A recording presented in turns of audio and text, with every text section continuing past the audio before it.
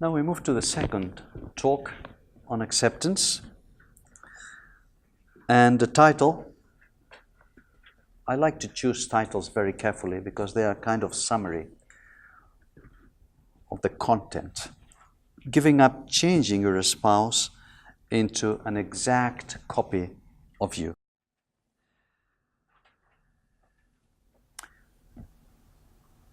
In the first session, we have been considering what acceptance is and what it is not. Acceptance is not agreeing with, acceptance is not liking, acceptance is receiving, embracing with open arms. Acceptance is born of mercy, love, and compassion. Now, acceptance is especially necessary in the first stages of a relationship. And it takes time and it takes effort. It's like learning a new language. And in this session, we will be considering some of the main obstacles in this process and how to overcome these difficulties. Let me start by saying that trying to change our spouse into a copy of ourselves is one of the most frequent and unconscious mistakes in the marital relationship. Frequent and unconscious. We are not aware. Mature acceptance renounces the fantasy of the ideal spouse to focus on the beauty of the real partner.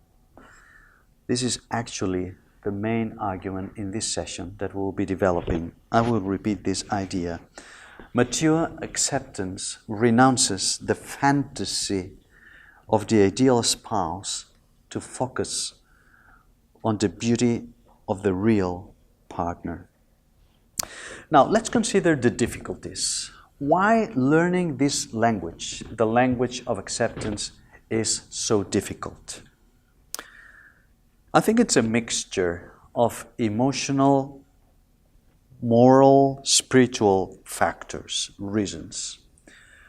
I would like to have as a headline here the verse in Jeremiah 17:9 that most of you, if not all, know by heart. Jeremiah 17:9 says that the mind and the heart of man is deceitful and evil, much more than all things. Deceitful and evil. I like that verse because it's a holistic verse. It includes both the psychological and the spiritual, the emotional and the moral. So let's consider this verse in detail, applying it to our topic. The first reason why acceptance is difficult is because of our deceitful mind. We have a deceitful mind. We have a tendency, all of us have a tendency, to extreme views of our spouse, actually of our neighbor, especially in a love relationship. Notice this movement that probably you have experienced in your own life. First, in the first stages, we idealize the partner. We only see the positive in her or in him. In psychology, we call this mechanism projection. We are not seeing the person, the spouse in this case, as he or she really is, the objective reality, but as we would like her or him to be. We project our ideal, our fantasy. This is why in the first stages of a love relationship, we say that love is blind. And it is true. It is totally blind because our projections hinder us from seeing the other person as he or she is. So first we idealize. Then, sooner or later, hopefully sooner, and especially should be before marriage, we realize that the other person is not perfect and the ideal we had in mind does not exist. And then we go to the opposite extreme. We have a tendency to the pendulum law, and from idealizing the person, we reject the person. And if idealizing was seeing only the positive, rejecting means seeing only the negative in the other person. Now, this may sound very simple and very obvious to you. I can tell you that a very high percentage, more than 60-70% of the marriages that fail in the first 5 years, go into divorce into the first 5 years, have to do with this factor. They idealized, which is natural but not true, immaturity. Then they go to rejection and they are unable to remain in the mature position, the third stage, which is realism. Idealism is wrong, rejection is wrong, the right position is realism, the acceptance we mentioned earlier. Realism is the mature approach. It means seeing both the positive and the negative in the spouse. Realism is the antidote against the fantasies of marriage as a wonderful experience always. Marriage is a wonderful experience at times, sometimes, but it's also a painful experience at times. In marriage, we can apply Ecclesiastes 3 verses 1 to 12. There is a time to laugh together and to cry together. There is a time to forgive and there is a time to love, etc. There are many different facets in the reality of marriage. So we have to be very careful with this deceitful mind, the tendency to project and then to reject.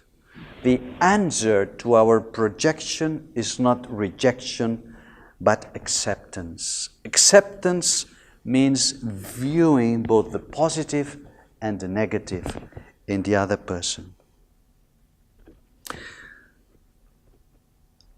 Here, we could also include within this item of a deceitful mind the wrong expectations, not about the spouse, but about marriage as such. Wrong expectations about marriage. Marriage is not the institution intended to make me happy. The purpose of marriage is not making people happy. There are other places or institutions, perhaps, I'm not sure, whose specialty is to make people happy. Marriage is an institution that has other purposes. We'll not come into this point now. One of the most important purposes in marriage is holiness. Not to make us happier, but to make us holier. So don't approach marriage as a place to become happy, but as school to become holier. A school to become holier. And regarding the wrong expectation about your spouse, remember we are all jars of clay. God did not create us jars of iron. We are not jars of iron. No one is a jar of iron. nor golden jars. We are not golden jars. We are jars of clay. We are not broken jars either. We are jars of clay which is fragile. The hallmark of persons and the hallmark in marriage is fragility. And fragility makes us be alert, cautious. We have a natural tendency to be rigid and intolerant. And rigidity and intolerance has to do with our ego. The more humble and meek, humility and meekness make a wonderful sacred couple. Learn from me that I'm humble and meek. The more humble and the more meek you are, the easier it will be to accept. It will be easier to accept. The less humble and the less meek you are, the more intolerant and rigid you will be. The main trait of a paranoid personality is the ego. They have a strong ego, not in the sense of a healthy ego, but feelings of superiority. And this is why they are so rigid, intolerant. I think it is not by chance that the only time Jesus referred to himself as a model, the only time, he said, learn from me. He could say that I love people. Learn from me that I am patient. Learn from me that I persevere. He said, learn from me that I am humble and gentle, meek.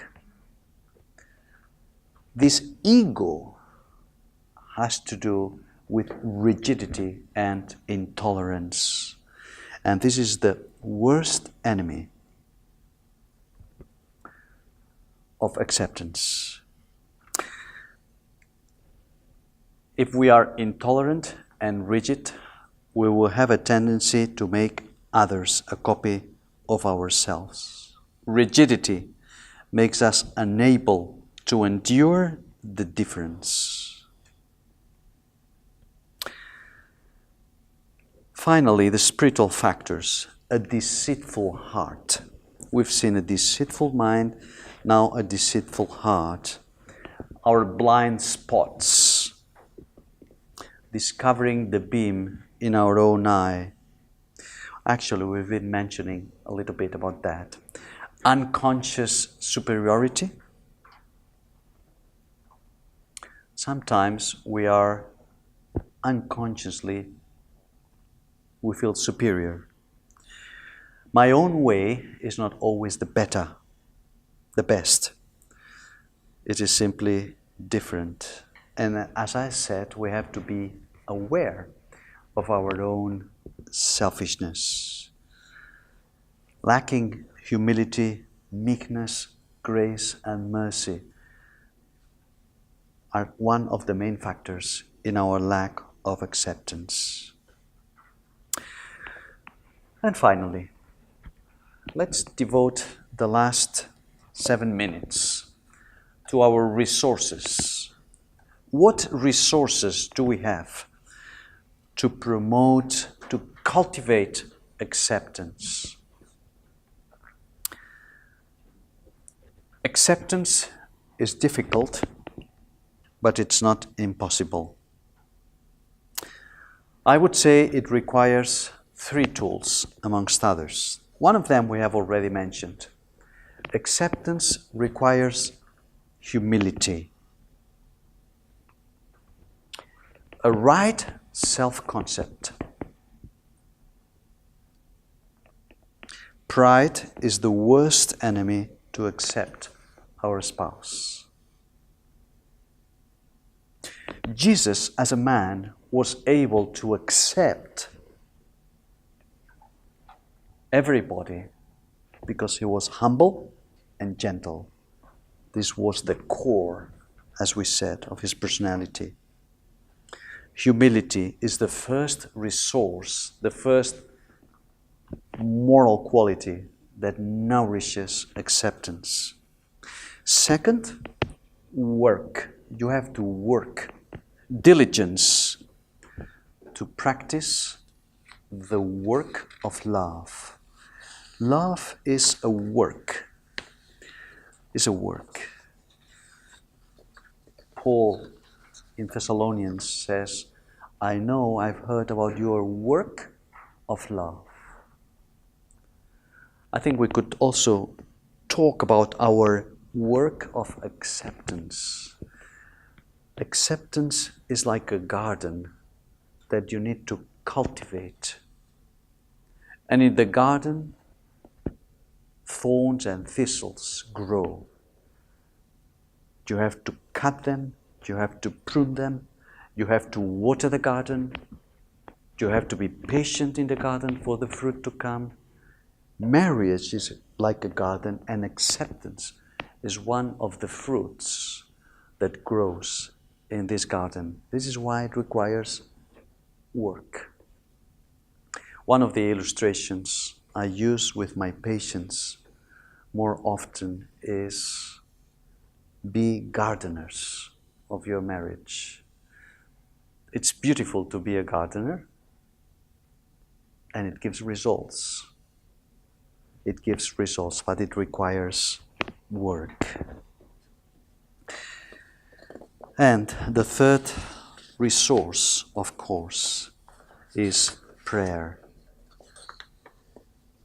Prayer. Dependency on God's supernatural power. Prayer is the channel through which the divine sap flows. This sap enables us to accept because He accepted us first. Prayer certainly changes situations, but above all, prayer changes us. Prayer changes people. You remember the event in the book of Acts when Peter was praying and God revealed the vision of Cornelius? God changed Peter dramatically. He changed his worldview, he changed his ideas, his attitudes in such a dramatic way that the consequences, we all know, the result, the outcome, the gospel was brought into the Gentiles.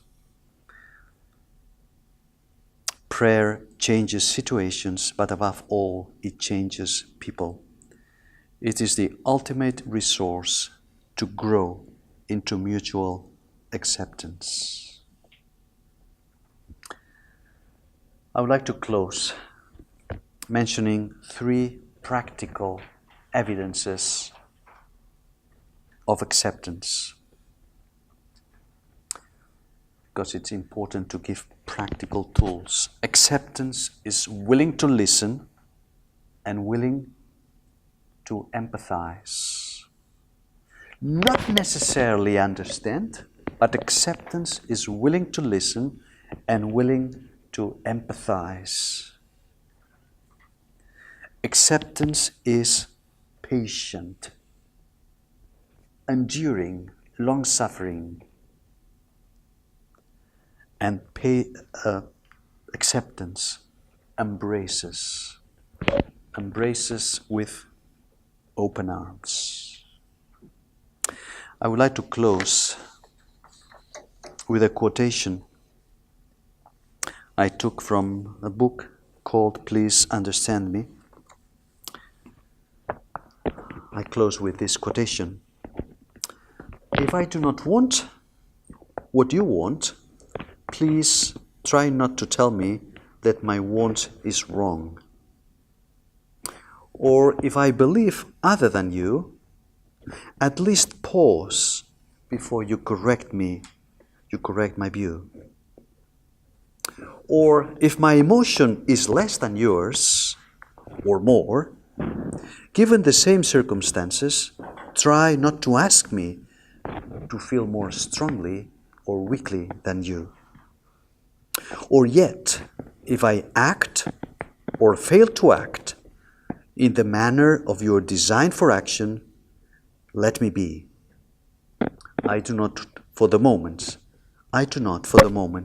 at least, ask you to understand me.